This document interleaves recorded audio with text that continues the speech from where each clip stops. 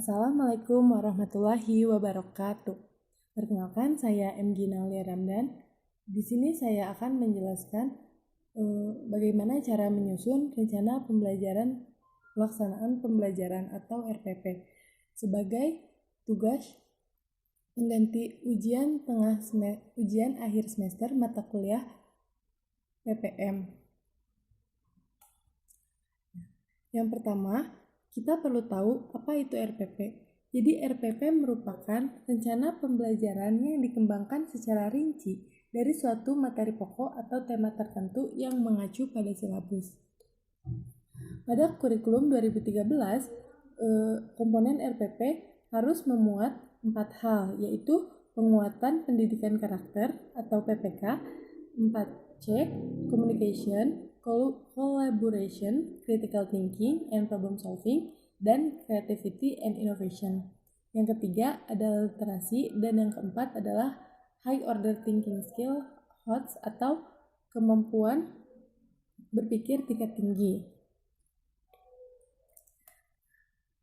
Adapun langkah-langkah penyusunan RPP, yang pertama adalah mengkaji silabus tematik yang meliputi kompetensi inti dan kompetensi dasar, serta materi pembelajaran, proses pembelajaran, penilaian pembelajaran, alokasi waktu, dan sumber belajar.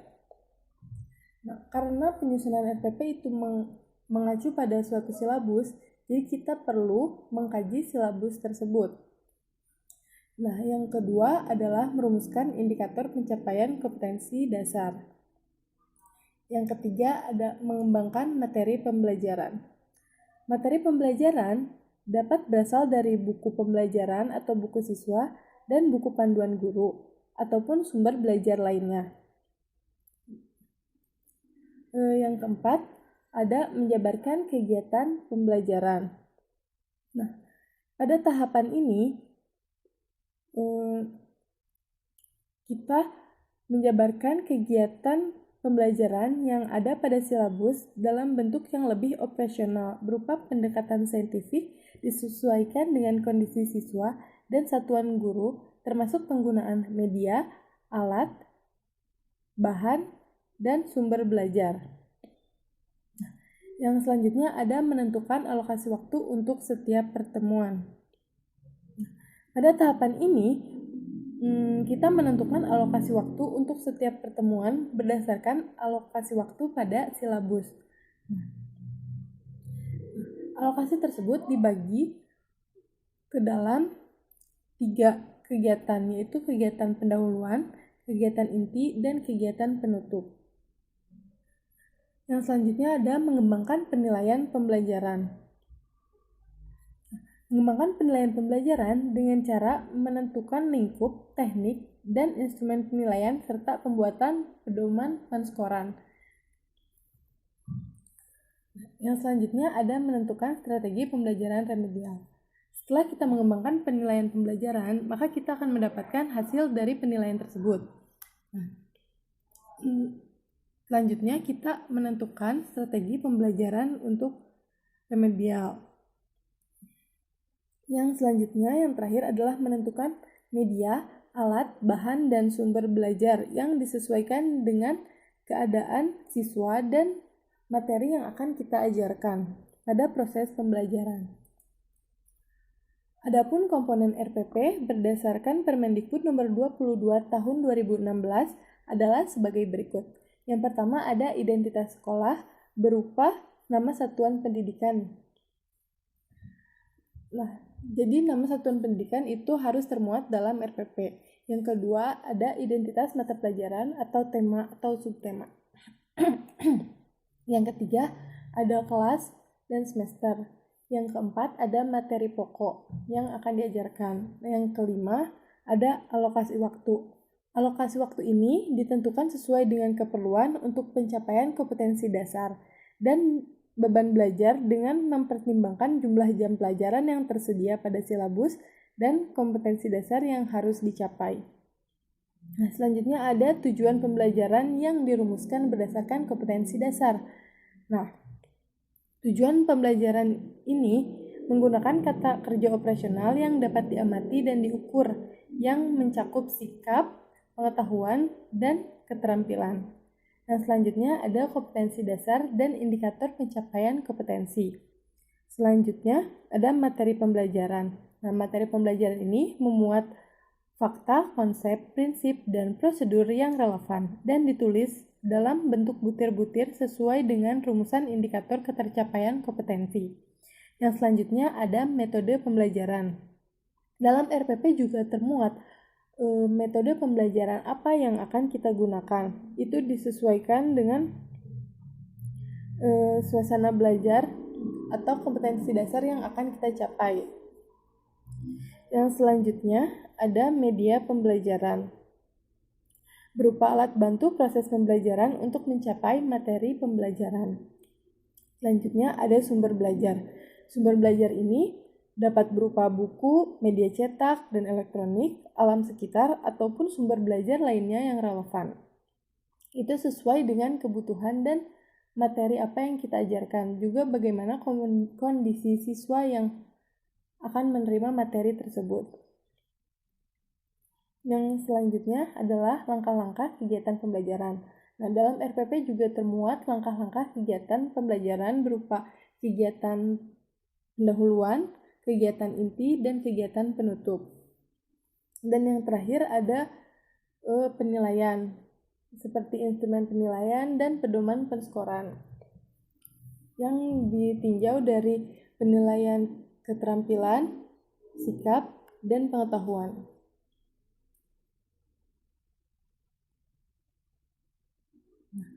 Selanjutnya kita akan membahas bagaimana bentuk contoh dari RPP tersebut. Berikut merupakan contoh dari rencana pembelajaran matematika. Nah, pada mata pelajaran matematika wajib jenjang SMA untuk kelas 12 semester genap dengan materi pokok aturan pencacahan dengan alokasi waktu 3 kali 45 menit. Itu kita lihat dari silabus. Nah, yang pertama, karena pada komponen RPP itu kita memuat kompetensi inti, maka kita masukkan kompetensi inti berikut. Itu kita dapat dari Permendikbud. Selanjutnya, ada kompetensi dasar yang akan dicapai.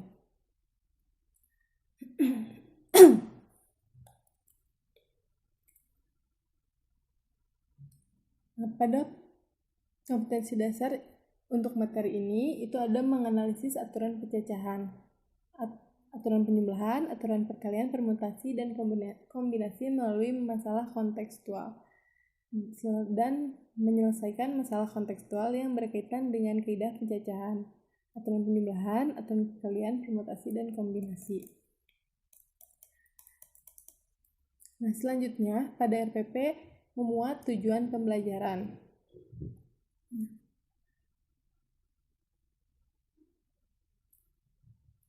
Tujuan pembelajaran dari kali ini adalah mengidentifikasi fakta pada aturan penjumlahan dan aturan perkalian, mengklasifikasikan permasalahan yang menggunakan aturan penjumlahan dan aturan perkalian, menentukan banyaknya kejadian dari sebuah peristiwa dengan menggunakan aturan penjumlahan dan aturan perkalian, dan menguraikan permasalahan menggunakan aturan penjumlahan dan aturan perkalian.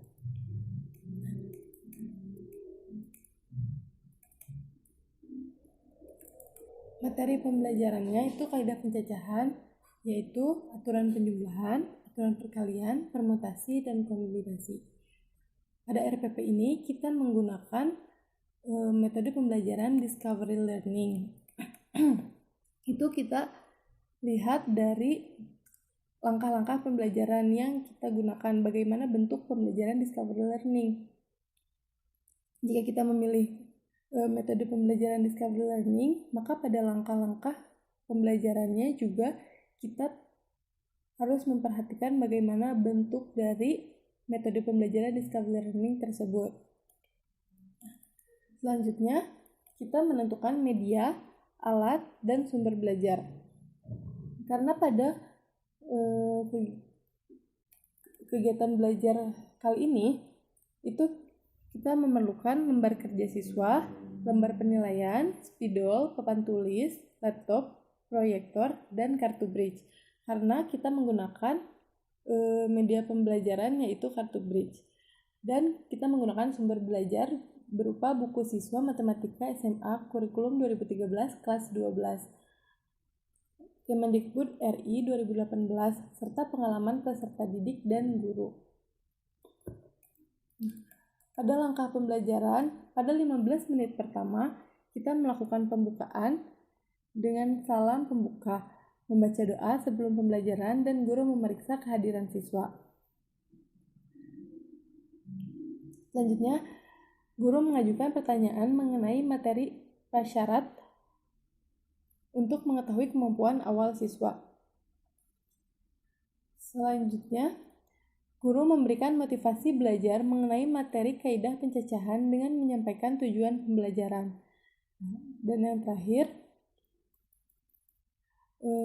guru memberitahu tentang kompetensi inti, kompetensi dasar, indikator, dan KKM pada pertemuan yang berlangsung dan garis besar dalam pembelajaran. Setelah itu kita masuk pada kegiatan inti. Di sini saya mengalokasikan waktunya 105 menit. Kegiatan literasi yang pertama. Pada kegiatan inti pertama, siswa diberi motivasi untuk melihat, mengamati, dan membaca dan menulis kembali. Siswa diberikan LKS terkait aturan perkalian dan aturan penjumlahan. Pada pertama-tama kita memberikan LKS untuk diamati oleh siswa. Selanjutnya, yang kedua itu kita memberikan kesempatan bertanya kepada siswa dari materi yang belum dipahami yang dari LKS yang kita berikan. Selanjutnya, peserta didik dibentuk dalam beberapa kelompok untuk mendiskusikan, mengumpulkan informasi, merepresentasikan ulang, dan saling bertukar informasi mengenai materi yang akan diajarkan. Karena tadi kita memilih metode belajar discovery learning, maka kita lebih menekankan bagaimana siswa menemukan konsep-konsep yang kita berikan. Itu juga kita dapat menentukannya atau lebih menekankannya pada bagaimana bentuk LKPD atau LKS yang kita berikan, sehingga metode tersebut dapat berjalan dengan baik. Selanjutnya, setelah dibagi menjadi beberapa kelompok, peserta didik berdiskusi dan selanjutnya, setelah berdiskusi, selanjutnya diberikan persoalan mengenai materi, aturan perkalian dan aturan penjumlahan. Selanjutnya peserta didik dan guru secara bersama-sama membahas jawaban soal-soal yang telah dikerjakan oleh peserta didik dan peserta didik mengemukakan pendapatnya secara lisan dan bertukar argumen mengenai materi aturan perkalian dan aturan penjumlahan. Selanjutnya yang terakhir, peserta didik diminta menyimpulkan hasil pembelajaran mengenai aturan penjumlahan dan aturan perkalian. Pada kegiatan intinya kita sampai di situ. Selanjutnya kegiatan penutupnya. Guru memberikan penilaian lisan secara acak dan singkat. Selanjutnya guru menyampaikan rencana pembelajaran pada pertemuan berikutnya dan guru memberikan salam penutup.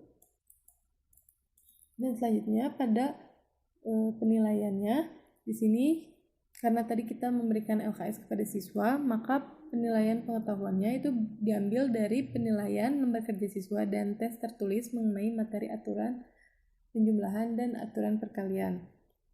Dan untuk penilaian keterampilan dan sikap itu kita ambil nilainya dari cara penyampaian pendapat dan kesimpulan dari peserta didik serta keaktifan dalam berdiskusi di kelas. Tadi itu contoh bagaimana bentuk RPP yang komponennya tadi disebutkan dalam Permendikbud.